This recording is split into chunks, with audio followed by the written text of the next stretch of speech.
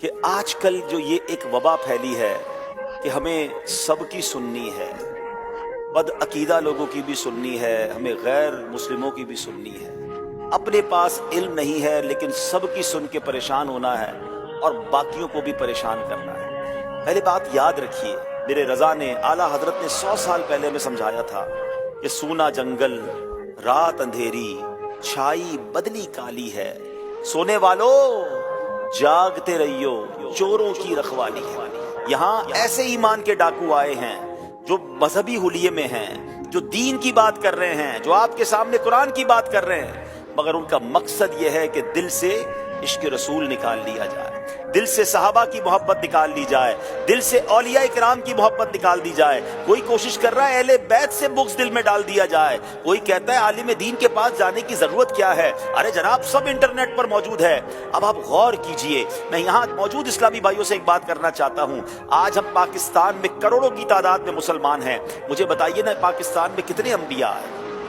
नबियों के हवाले से तो बहुत शाज़ पता चलता है, कितने सहाबा है, कुछ मज़ारात जरूर हैं, लेकिन अगर पाकिस्तान में, हिंदुस्तान में, इस पूरे खित्ते में करोड़ों मुसलमान हैं, ये किसका फैजान है?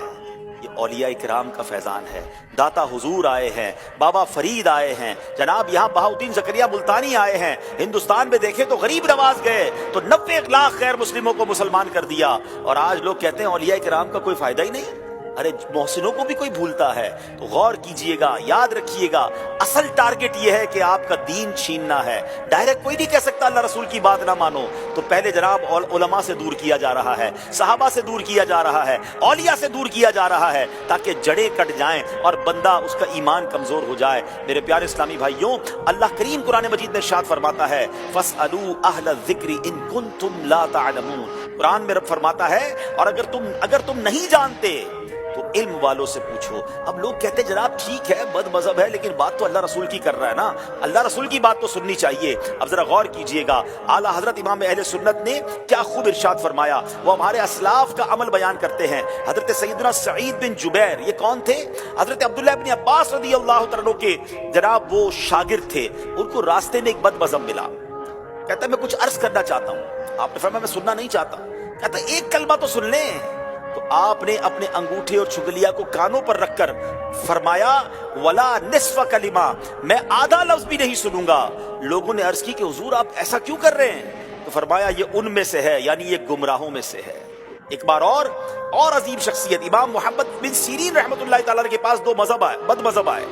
कहते हैं हम आपको कुछ अल्लाह का कलाम सुनाना चाहते हैं। क्या सुनाना चाहते हैं? कुरान सुनाना चाहते हैं। आपने फरमाया मैं सुनना नहीं चाहता।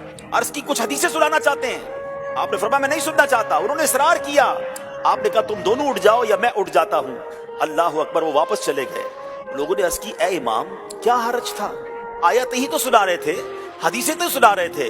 आपने फरमाया कि मैंने खौफ किया कि वो आयत और हदीस के साथ अपनी कुछ तावील मिलाएं और वो मेरे दिल में रह जाए और मैं हलाक हो जाऊं। इतने बड़े इमाम होकर भी कहते हैं मैं बद मजहब से कुरान भी नहीं सुनना चाहता, मैं हदीस भी नहीं सुनना चाहता। ये उन तमाम लोगों के लिए दर्स है जो कहते हैं जनाब सबको सुनना चाहिए।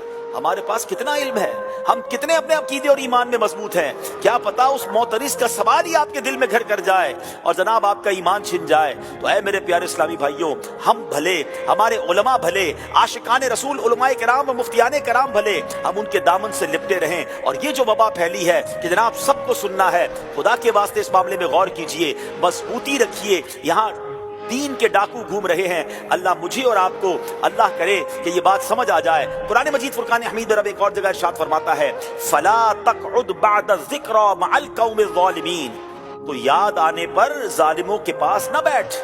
यानी भूले से भी अगर उनके पास बैठ गए हैं तो याद आने पर फौरन खड़े हो जाएं। अल्लाह हम सबको बाअदब रखे और बाअदब लोगों की सोहबत अता फरमाए। महफूज सदा रखना शहाबे अदबों से, और मुझसे भी सरजद न कभी बेअदबी हो। सल्लू अलल हबीब।